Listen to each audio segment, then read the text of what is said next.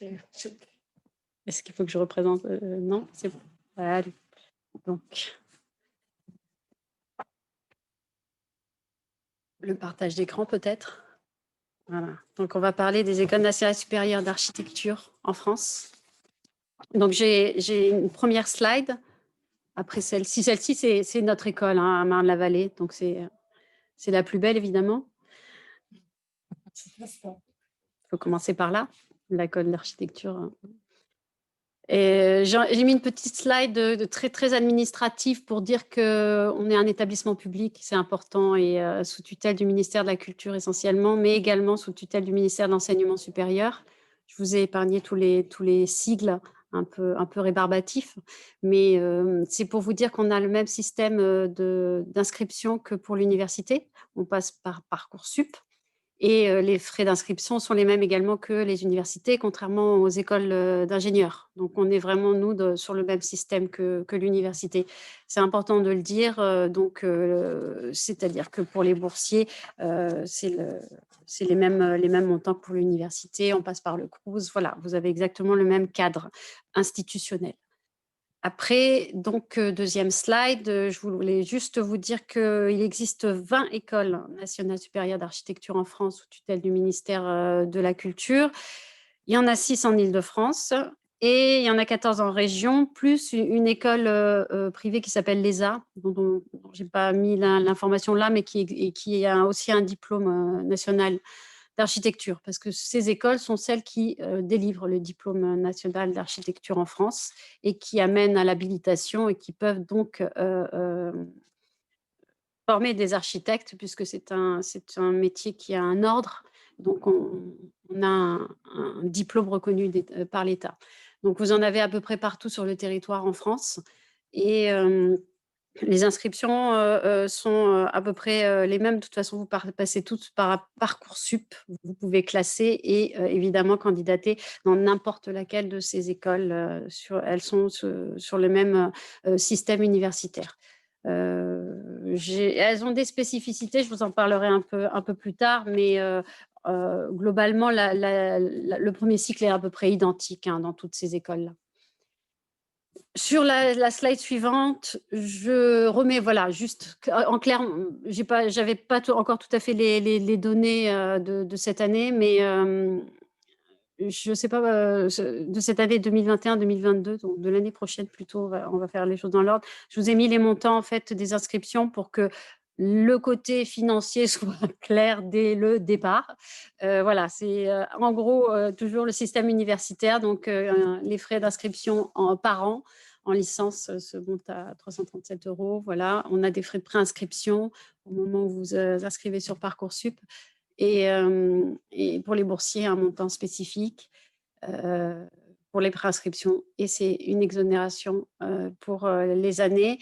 Et vous avez la fameuse contribution de vie étudiante et campus évêque qui est à payer par ailleurs. C'est pas nous qui la prélèvons. Donc, le recrutement, commençons par le commencement. Avec la réforme des bacs généraux, on a essayé de garder les choses assez simplement, c'est-à-dire que l'école d'architecture est ouverte d'une manière générale à tout type de bac, quel qu'il soit, du bac général au bac professionnel, en passant par les bacs technologiques. Donc, quel que soit votre bac, quelles que soient vos mentions, vous pouvez candidater en école d'architecture et vous êtes les bienvenus, puisque nous sommes surtout ouverts à la diversité, et plus il y a de diversité, et mieux c'est pour une promotion. Donc, il ne faut surtout pas du tout se mettre de barrière dès le départ. Vous êtes les bienvenus, quel que soit le bac. Vous avez une première phase qui est sur le dossier scolaire, ce qu'on appelle dossier scolaire. Je regarde, je vous l'ai mis un peu plus tard, mais c'est les notes. Vous verrez effectivement la difficulté qu'on a, c'est qu'on a des recrutements qui sont limités, évidemment. Nous, on a une centaine de places en première année, mais certaines écoles en ont un peu plus. Donc, il y a forcément une sélection. La première étape, c'est les notes. Les notes sur Parcoursup, vous les rentrez.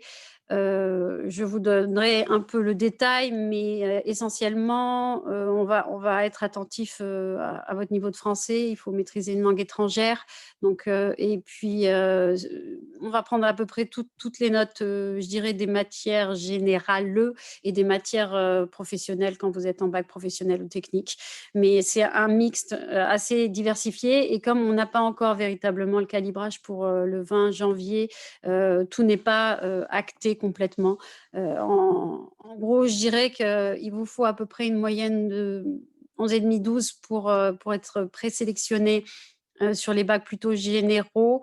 Sur les bacs technologie et professionnels, ça peut aller plutôt autour de 14 en moyenne générale. Heu, Si vous avez, des notes un peu moins élevées, je vous en reparlerai par ailleurs, pour vous donner les petites astuces. Dans un deuxième temps, vous avez un entretien. Donc, l'année dernière, il s'est fait par visioconférence. Donc, j'imagine que cette année, on a des chances pour recommencer un petit peu l'exercice. C'est, effectivement, complètement différent puisque jusqu'à présent, en fait, vous aviez deux personnes en face de vous, en présentiel. Aujourd'hui, c'est vous êtes devant un écran. Donc, on va vous poser quelques questions, je vous en parlerai après. Et puis dans la troisième phase, on fait, la moyenne des 2, 60 pour le dossier scolaire, 40 pour l'entretien et vous êtes classé. Et au fur et à mesure, on vous répond sur votre classement et sur si vous êtes, reçu et puis si vous êtes en liste d'attente.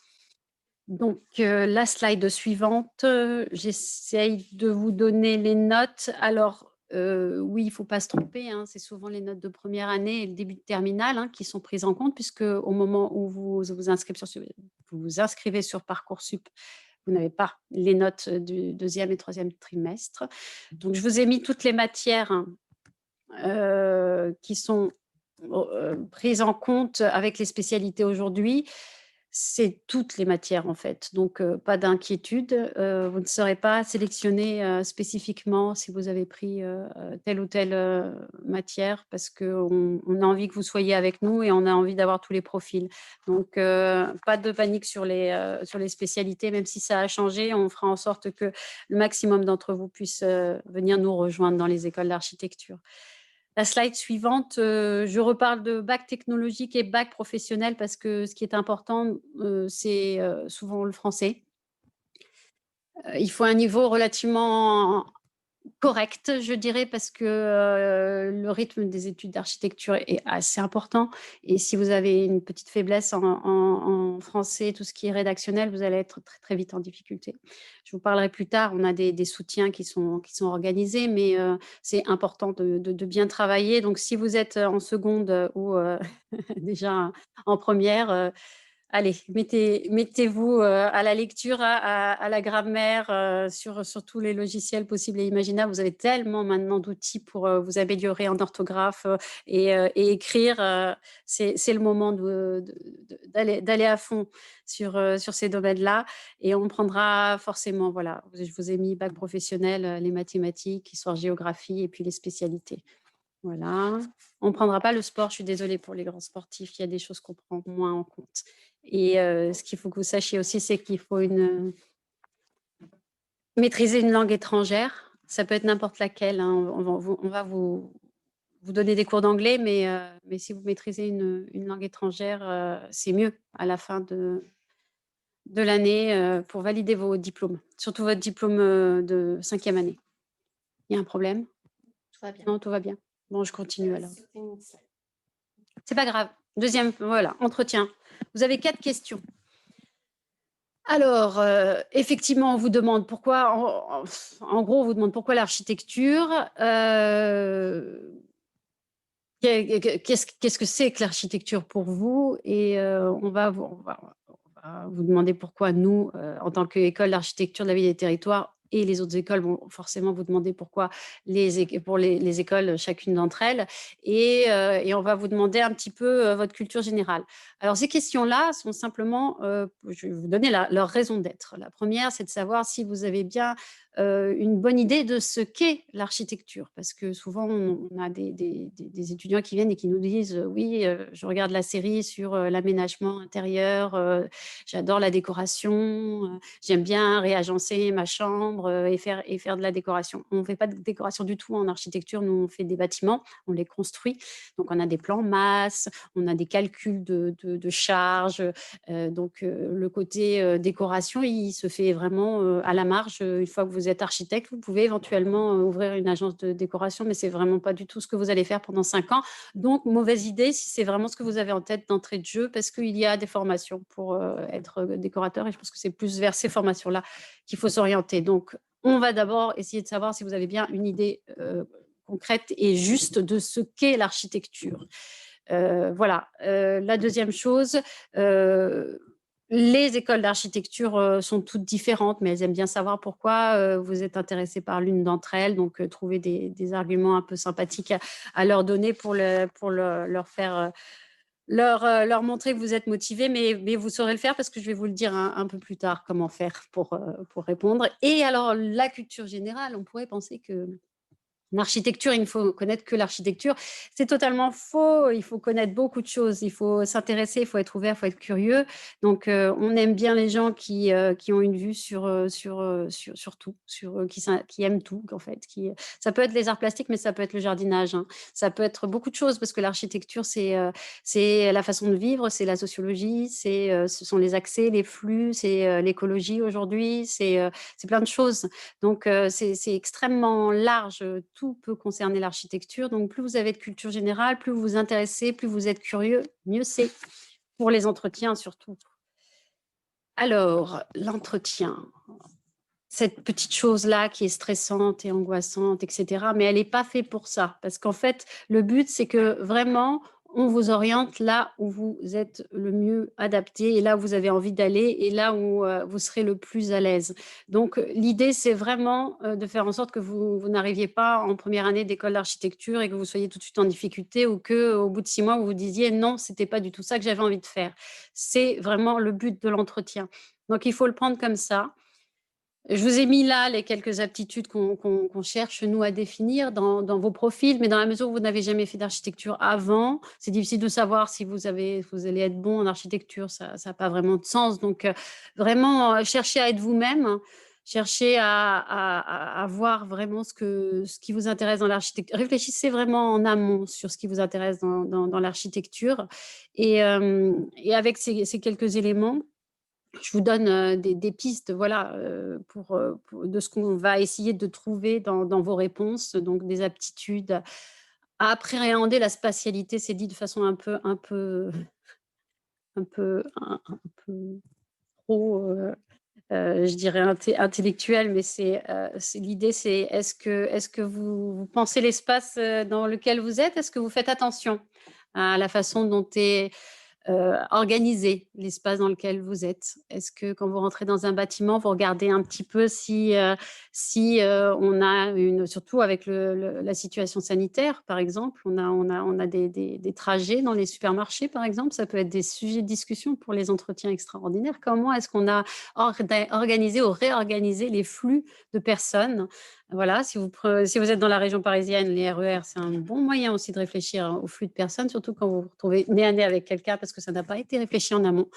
Et il y a plein de choses comme ça, voilà, en termes de spatialité, c'est ça la spatialité, hein. C'est vraiment, la façon dont on se déplace dans un endroit et pourquoi on va à tel endroit et vous habitez à un appartement ou une maison, pourquoi les chambres sont à cet endroit par rapport, au lieu de vie commun, par rapport, à la salle de bain, à la cuisine et cetera. C'est, réfléchir la façon dont on vit dans les espaces.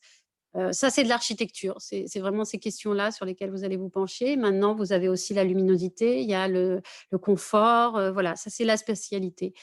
Un intérêt pour l'expression graphique, c'est parce qu'en fait, l'architecture, pour parler des bâtiments, faut les montrer.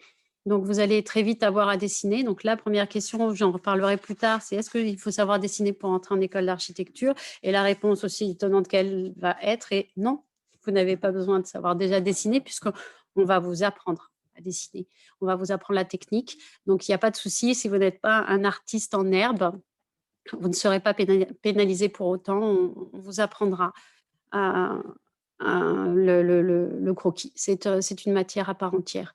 Donc, l'envie de mettre en pratique des savoirs scientifiques, c'est-à-dire que l'avantage que vous avez si vous n'êtes pas quelqu'un vraiment intéressé par les mathématiques à proprement parler pour les mathématiques, c'est que là, tout ce qui est scientifique et mathématique est adapté à une situation. Donc, c'est en général beaucoup plus intéressant parce que vous voyez la finalité et beaucoup plus facile d'accès. Donc pas de panique pour ceux qui sont plutôt littéraires. Nous avons des littéraires, dans nos étudiants et ils ne sont pas forcément mis en échec sur ces situations-là. Puis on sait comment vous aider, de toute façon vous accompagner pour, améliorer la situation. Goût pour la création, l'invention, la fabrication, le projet. Je dirais c'est surtout goût pour trouver des solutions à des contraintes parce que la créativité, vous l'aurez si vous devenez architecte de génie et qu'on vous donne la fondation Louis Vuitton à créer. Ce qui n'arrivera pas tout de suite, je vous le dis, malheureusement. Mais dans un premier temps, vous allez gérer des contraintes. Gérer des contraintes parce qu'il va falloir mettre un certain nombre d'appartements dans un immeuble, un certain nombre d'ouvertures. Vous allez gérer des accès, vous allez gérer des escaliers, etc. Donc, la créativité, c'est trouver comment agencer tout ça pour que ça fonctionne et que les personnes qui auront à utiliser les bâtiments apprécient l'agencement et l'organisation interne du bâtiment. Après, un fort engagement et une capacité de travail individuel, autonome, également en groupe, c'est rien de le dire. Il faut savoir que les études d'architecture sont très, très, très exigeantes. C'est beaucoup de travail, beaucoup oui, je vois qu'il y a quelqu'un s'amuse sur l'écran, mais c'est vrai. C'est quelque chose qui demande une capacité de travail à la fois sur les enseignements théoriques et à la fois sur l'enseignement pratique. C'est-à-dire vous avez 50 qui sont dans théorie, 50 en atelier.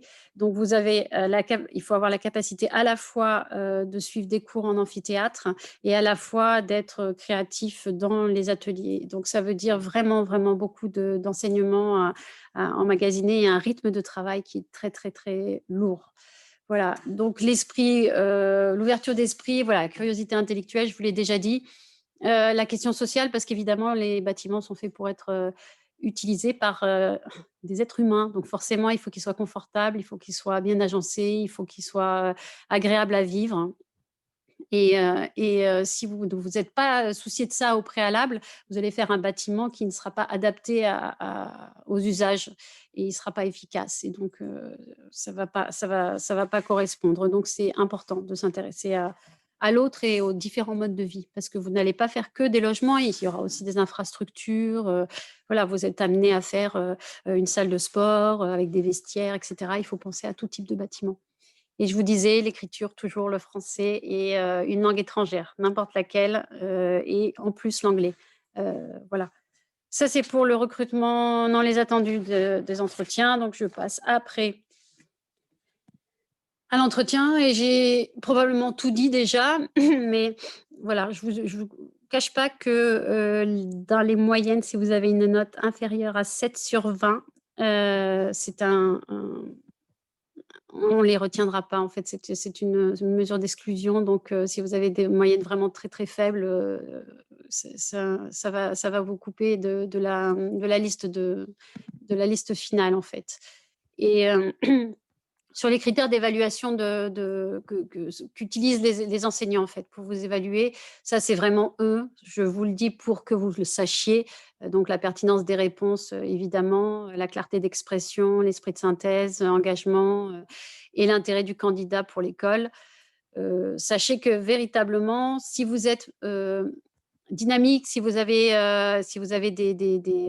une curiosité et des lobbies et des choses que vous faites à côté, de vos enseignements, il ne faut pas hésiter à en parler et à montrer que voilà, vous avez des goûts personnels et à nous montrer qui vous êtes, en fait. C'est ça l'idée. et surtout à quel point vous êtes différent de la personne qu'on a vue avant et après, pour qu'on ait une idée de votre personnalité. Donc voilà, pour vous donner une idée, alors j'ai pris évidemment les chiffres de l'école d'architecture de la ville et des territoires parce que c'est ceux que j'ai. Donc on a 1420 candidatures. On sélectionne à peu près 603 personnes. Enfin, l'année dernière, on en a sélectionné 603 pour l'entretien. Le nombre de places en première année, c'est 95 et la moyenne générale de sélection, c'était 12,51, sachant que, comme je vous ai dit, ça dépend, c'est 12,51 plutôt en bac général. En bac technique et professionnel, ce sera un peu plus élevé et ça dépend des années et ça dépend du coup des niveaux des étudiants. C'est-à-dire que comme on sélectionne à peu près 600 personnes, si les 600 personnes cette année sont meilleures, la moyenne sera forcément meilleure. Si elles sont moins bonnes, la moyenne générale sera forcément moins bonne. Sur 700 étudiants, sachez que les filles ont gagné, ça y est, elles sont passées majoritaires. Voilà. Ce n'est pas le cas chez les enseignants, mais pour les étudiants, vous êtes majoritairement des filles. Et l'origine géographique, pour vous sachiez que c'est assez mix. Alors, évidemment, c'est l'école d'architecture de Marne-la-Vallée, donc ça correspond à peu près au profil des écoles d'architecture d'Île-de-France. Évidemment, ça va être différent dans les autres localités, à Bordeaux, Lyon ou à Marseille. Donc, je vous ai mis évidemment les bacs de l'année dernière. On a 66% de bac S. Chaque année, en fait, ça se rétablit, c'est-à-dire que le niveau de bac S diminue petit à petit. On commence à avoir d'autres profils. Les bacs ES, donc, qui était économie, hein, je ne sais plus si vous êtes aujourd'hui, si vous savez ce qu'étaient ces profils de bac, puisqu'ils vont disparaître. En fait, donc, profil scientifique, 66%, profil plutôt économique et social, c'était 16%. Ils réussissent très bien. Donc, il y a vraiment ça. On prouve par là que le bac scientifique n'est pas une obligation vraiment pour réussir en école d'architecture. Il y a plus de candidats en bac scientifique. C'est la raison pour laquelle il y a plus de recrutés en bac scientifique. Mais ce n'est pas nous forcément qui sommes à l'origine de cette disparité. On a très peu de bacs littéraires. Je ne sais pas pourquoi, c'est un mystère, ça reste un mystère. Peut-être qu'il y a une autocensure ou alors ils vont plutôt vers des écoles qui sont plus littéraires et artistiques. C'est le cas. Paris Malaquais, par exemple, est plus artistique. Nous, on est peut-être un peu scientifique pour ça. Bac professionnel, 4%, bac, voilà. Et vous voyez que les scientifiques et techniques, en tout, 13% avec les deux spécialités qui sont les plus répandues. Donc, vous êtes très présent en bac scientifique et technique et vous réussissez également. Voilà. Et donc, c'est plus dur pour les bacs professionnels, je ne vais pas vous le cacher, mais on arrive à en diplômer. Vous arrivez jusqu'au bout. Ce n'est pas forcément situation d'échec. Donc, il ne faut surtout pas se laisser dire je n'y arriverai pas. Il faut surtout se mettre à travailler sérieusement. Sérieusement. Vous travaillez déjà sérieusement parce que si vous êtes là, déjà vous êtes sérieux. Donc. Je vous parle rapidement de la formation d'architecte parce que c'est un peu pour ça qu'on est là en fait. 3 cycles. La réalité, c'est que pour passer le diplôme d'état d'architecte, c'est à l'issue du 2e cycle. Donc, vous avez, comme à l'université, une licence. Chez nous, il s'appelle diplôme d'études en architecture conférant le grade de licence puisqu'on est sous tutelle du ministère de la Culture, mais ça équivaut à une licence. Donc, c'est comme à l'université, 3 ans, c'est semestrialisé. Et vous avez ces fameux ECTS. Je ne vous ai pas mis la grille pédagogique qui est extrêmement complexe, mais avec laquelle vous vous familiariserez quand vous serez en école d'architecture. Vous avez des enseignements qui se compensent, d'autres pas. Et à l'issue des 180 ECTS, vous pouvez passer en master. Il faut savoir que vous pouvez passer en 2e année et si vous n'avez pas eu tous vos ECTS de première année, vous pouvez passer en 3e année si vous n'avez pas eu tous vos ECTS de 2e année en compensant. Mais vous avez un maximum de deux enseignements, en fait, de 4 CTS que vous ne pouvez pas dépasser. C'est-à-dire que si vous avez échoué à 4 CTS d'une année sur l'autre, vous pouvez quand même passer en 2e année, vous n'êtes pas obligé de redoubler. Mais de toute façon, à l'issue de la licence, vous êtes obligé de redoubler si vous ne les avez pas tous validés. Mais vous pouvez quand même avancer et récupérer si vous y arrivez. Il faut aussi que je vous dise, je ne sais pas si je l'ai dit un peu, je le dis un peu plus tard, mais qu'il y a un taux de redoublement qui est peut-être un peu important en première année, qui est de l'ordre de 30. Ce qu'il faut savoir, c'est qu'un redoublement en première année n'indique pas un échec au projet de fin d'études de 5e année. C'est-à-dire que c'est assez courant parce qu'il y a un rythme à prendre qui est dur. Même quand on est un bac scientifique, on n'a pas l'habitude d'avoir à la fois la théorie, à la fois la pratique. Donc il faut s'adapter. Souvent, la première année est une mise en bouche, voilà, une manière de comprendre quelle va être la façon de travailler et ça peut demander une phase d'adaptation. Et on a vu que, pas mal d'étudiants qui avaient redoublé en première année ou, en deuxième année, finalement obtenaient leur projet de fin d'études avec une très bonne note. Donc, surtout, il faut être motivé si vous avez vraiment envie de faire de l'architecture. Si vous voyez que c'est difficile au premier semestre, il faut surtout pas se décourager et il faut continuer. Et c'est, votre capacité à y croire qui fera la différence. Donc, très brièvement, le master, pareil qu'à l'université sur, 2 ans, bon, je ne vous parle pas de ces ECTS, je vous en parle peut-être un peu à plus tard. Et puis vous avez le troisième cycle où là, c'est, la licence d'exercice en fait. Quand vous êtes, en master, vous avez un diplôme d'état d'architecte, vous pouvez travailler dans une agence. Si vous voulez ouvrir votre propre agence, il faut que vous passiez ce qu'on appelle HMOMP, qui est l'habilitation à la maîtrise d'œuvre en son nom propre et qui est la licence d'exercice. Et vous avez, des, diplômes de spécialisation comme, le DSA, diplôme spécialisation d'ailleurs en architecture, d'architecte urbaniste. Vous avez EPOCA qui est tout ce qui est développement durable et si vous souhaitez être chercheur, vous pouvez faire un doctorat en architecture. Voilà. Il faut savoir que depuis, l'année dernière, l'année d'avant même, la troisième année est en apprentissage et la première année de master cette année est passée en apprentissage également et on aura, tout le master, l'année prochaine en apprentissage. Alors, ça peut être une perspective pour les personnes qui ont, par exemple, hein, besoin de travailler, mais attention, c'est très, très, très, très compliqué en termes de gestion de travail. C'est lourd, lourd. Ça veut dire qu'il faut vraiment une capacité de travail, énorme, hein. Je vous le cache pas.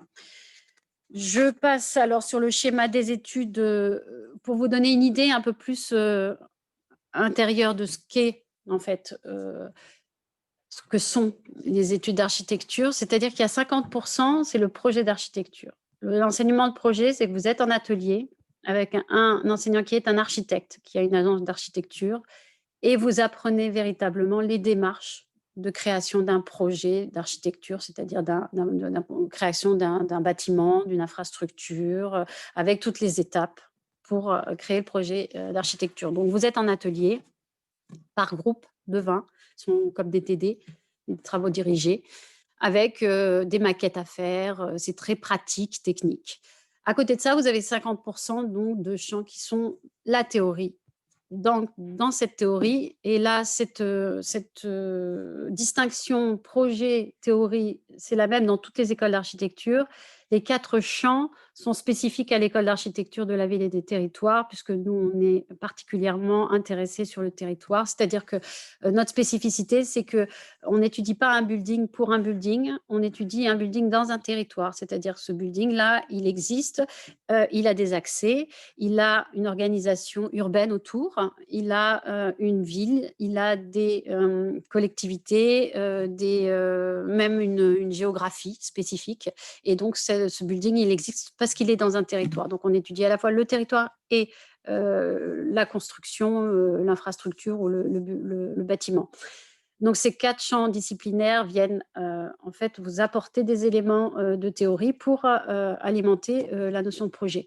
Donc vous avez le territoire, ce qui est, l'aménagement, l'environnement, équilibre naturel, le paysage. Vous avez l'histoire et la théorie qui est importante puisqu'évidemment vous arrivez, sur, un développement historique avec des choses qui se sont faites en architecture. Il faut apprendre de ce qui a déjà été fait pour pouvoir, aller plus loin.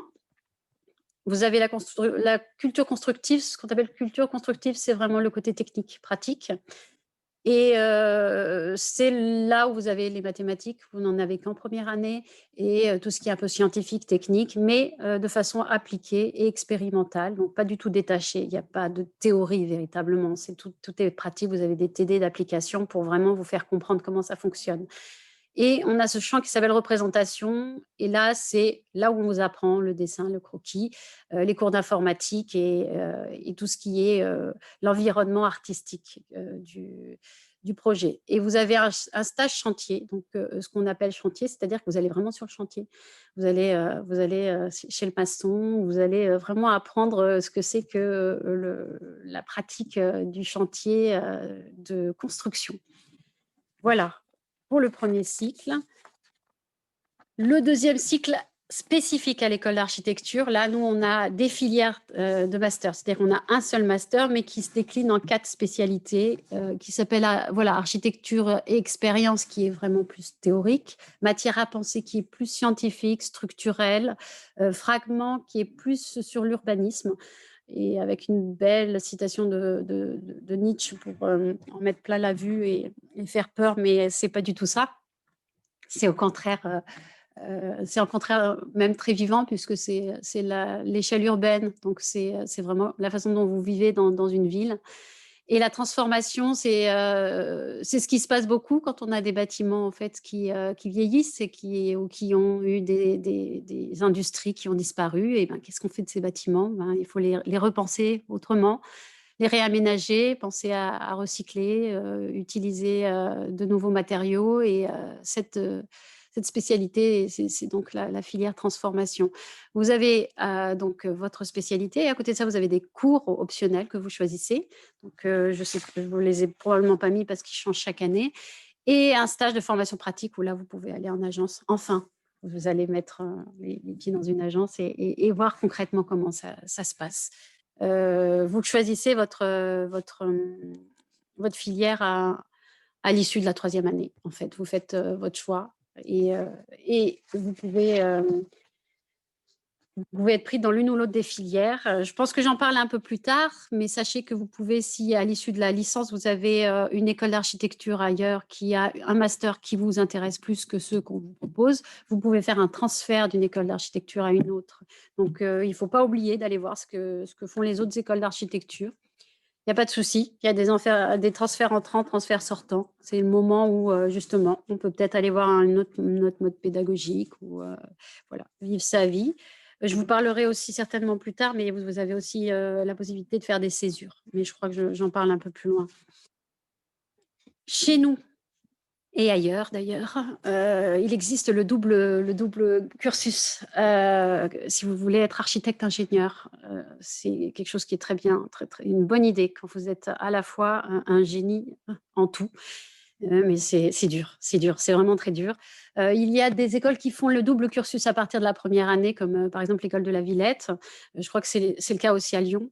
Chez nous, on propose, vous faites d'abord une licence, d'architecture normale, vous faites un master, matière à penser, avec une option structure et architecture et l'école des ponts et chaussées qui est à côté, qui, s'appelle l'école des ponts de Paris Tech.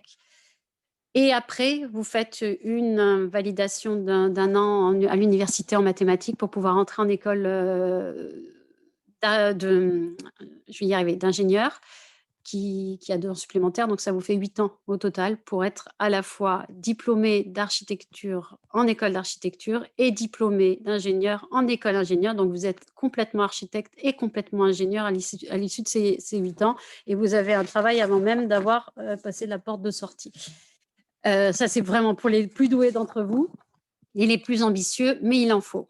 Sachez que comme n'importe où à l'université, vous avez la possibilité de faire une mobilité. Elle est souvent faite en troisième année, actuellement en école d'architecture, mais on est en train de développer la possibilité de partir aussi en quatrième année.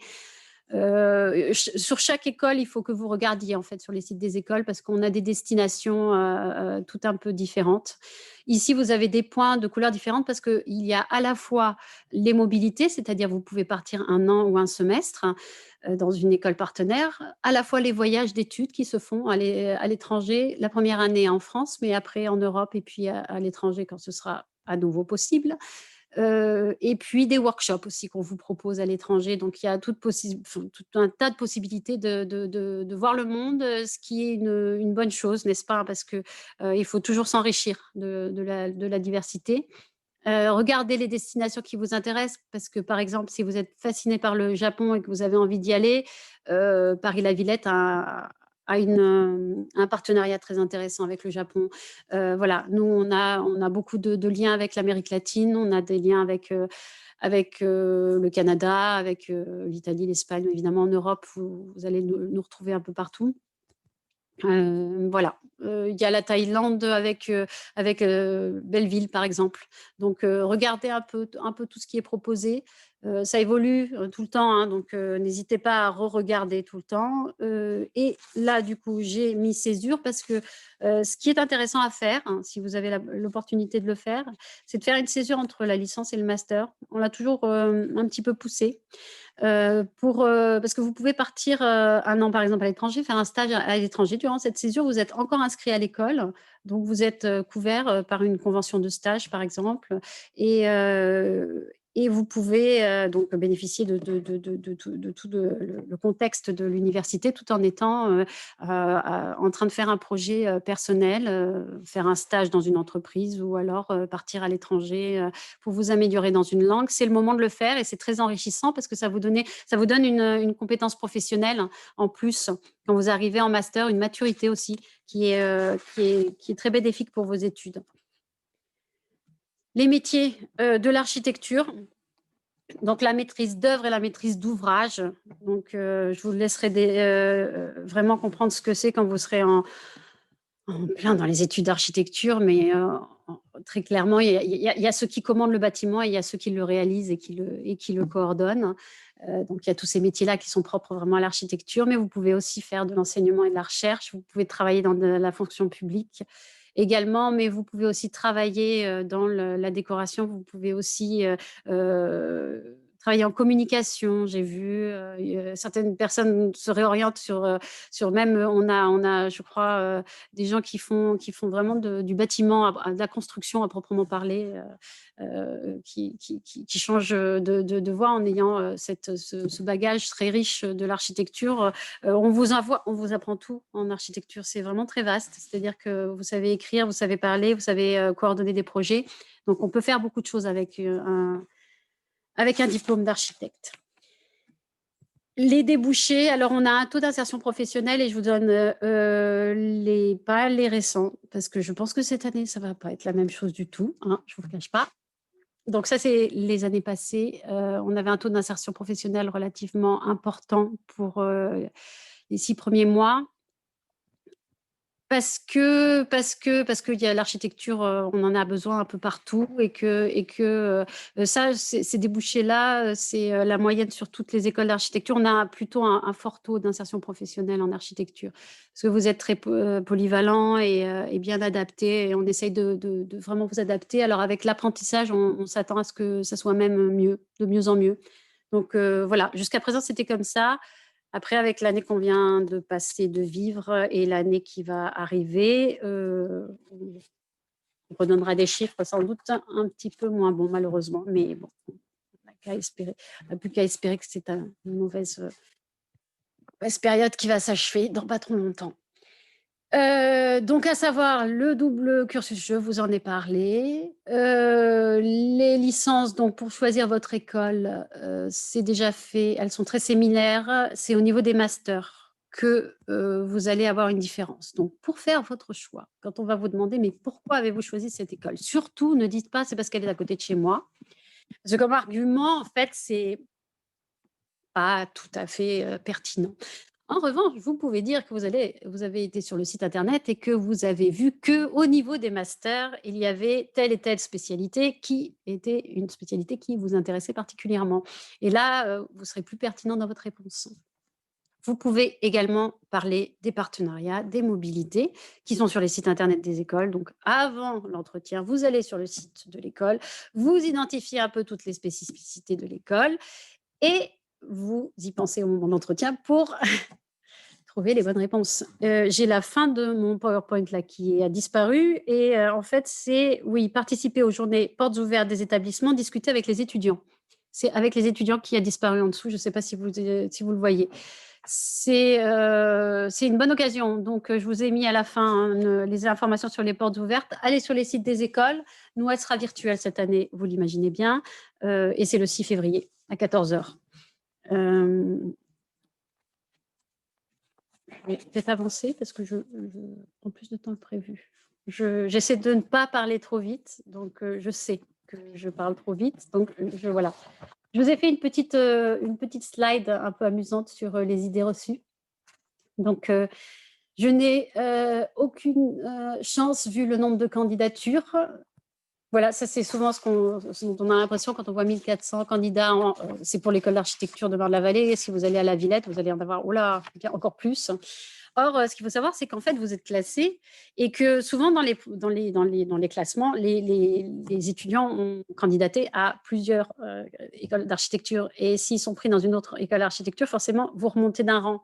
Et force est de constater que nous, les rangs auxquels on a accès, en fait, les dernières personnes que l'on contacte pour leur annoncer la bonne nouvelle, ça peut aller jusqu'au rang 350, voire même plus. On a été je crois, jusqu'au 375 une année. Donc, si vous êtes classé 375e, vous avez encore une chance de rentrer en école d'architecture. Il ne faut pas du tout vous démoraliser pour ça. Il faut attendre vraiment la fin des classements pour savoir. Voilà. Si vous ne savez pas dessiner, je vous l'ai déjà dit, ne vous en faites pas. D'abord, bien dessiner, on ne sait pas trop ce que ça veut dire, hein, parce que chacun a sa vision. Nous, on a une façon de faire du croquis et on va vous l'enseigner, donc pas de souci. Je suis nulle en maths, souvent, ce qui arrête, hein, puisqu'on nous dit oui, c'est les bacs S qui sont dans les écoles d'architecture. Alors, oui, un peu dans notre école, c'est vrai, mais on a adapté vraiment l'enseignement à la pratique. Donc, le fait que ça soit calé sur une pratique, c'est plus simple. Et puis, on a des tutorats, en fait. On a des gens qui viennent vous aider pour vous mettre à niveau, en fait. Alors, vous êtes suivi par des étudiants, souvent de 5e année ou même un peu plus, qui sont très bons en maths et qui vont vous expliquer et vous aider à comprendre et à avancer. Donc, il n'y a pas de souci, on sait très bien vous accompagner. C'est la même chose en français d'ailleurs. Et puis, il ne faut surtout pas hésiter à venir parler de vos difficultés au service de la scolarité qui est là pour vous écouter et pour vous entendre. Et ne pas oublier ce que je vous ai dit, une première année, ça ne veut pas dire, si elle est redoublée, que ça est forcément fini. Et la fameuse j'adore la décoration, je vais faire de l'architecture, très mauvaise idée. Passez à autre chose. Sinon, vous allez être déçus, hein, c'est pour vous que je le dis. Hein. Parce que quand vous allez dessiner des plans masse et vous allez faire de la structure avec des murs en béton, ça ne va pas le faire. Très vite, ça va être un peu ennuyeux.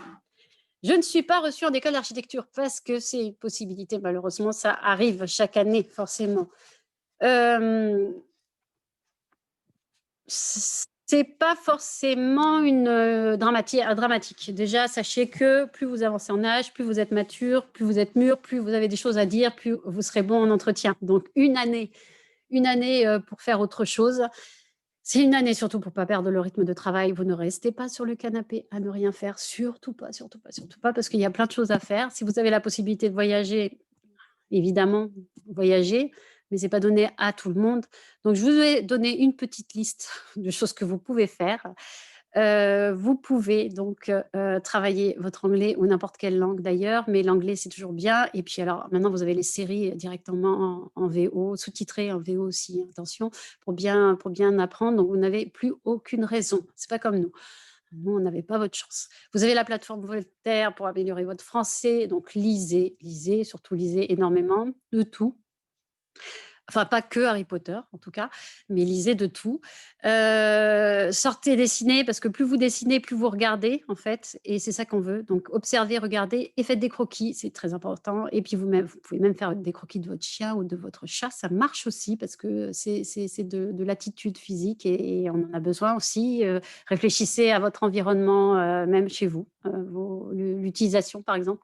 Comment vos parents vivent dans votre logement, ça peut être intéressant aussi à étudier. Du bénévolat, des associations, vous pouvez faire plein de choses, faites du sport et vous pouvez assister en auditeur libre aussi à des cours. Voilà, si jamais vous êtes pris dans une université, alors le fait de faire une année puis après de revenir, c'est pas sympa pour l'université, pour tous les gens qui n'ont pas été pris dans les filières, mais ça peut être aussi, si vous le souhaitez, géographie, de l'anglais, vous pouvez faire une année. Et peut-être continuer d'ailleurs si ça vous plaît. Mais en tout cas, il n'y a pas de souci, vous pouvez faire une année à l'université.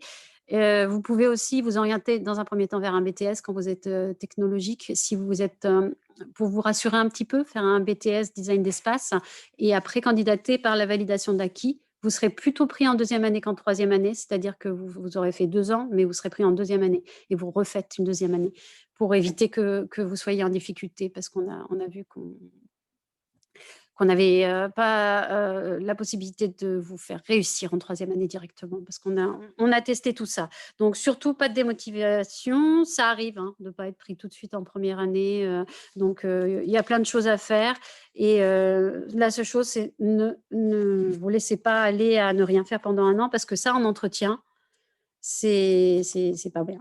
Parce que si vous dites, «J'ai passé un an, vous avez fait, rien», ça va pas être terrible comme argument. Donc voilà. Mais vous pouvez aussi, faire du jardinage, hein.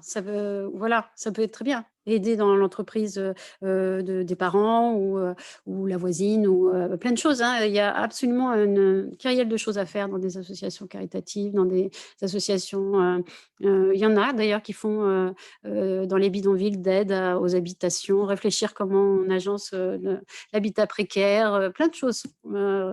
Regardez, informez-vous, et ne restez pas inactifs. J'ai fini, je crois, enfin. Je crois que je vous ai tous saoulés, bien comme il faut. Mais, donc, là, nous, on a une journée porte ouverte virtuelle, une première pour l'école, donc il ne faudra pas nous en vouloir si on bug un peu sur les connexions et cetera, parce que ça ne s'est jamais fait. Le 6 février prochain à 14h. Chaque école sur son site internet va vous donner les éléments d'information. Vous pouvez aller voir sur le site du ministère de la culture, qui donne, normalement toutes les journées portes ouvertes. Il y a aussi, sur le site, je vous ai mis le lien, mais vous faites, culture.gouv.fr, vous avez aussi des informations sur les études, les métiers, les formations d'architecture. Tout ça, vous le retrouvez sur, le site, du ministère si vous avez envie d'en savoir plus, voilà. Et on vous attend le 6 février, en fait, à 14h, à notre journée porte ouverte. Y a-t-il des questions?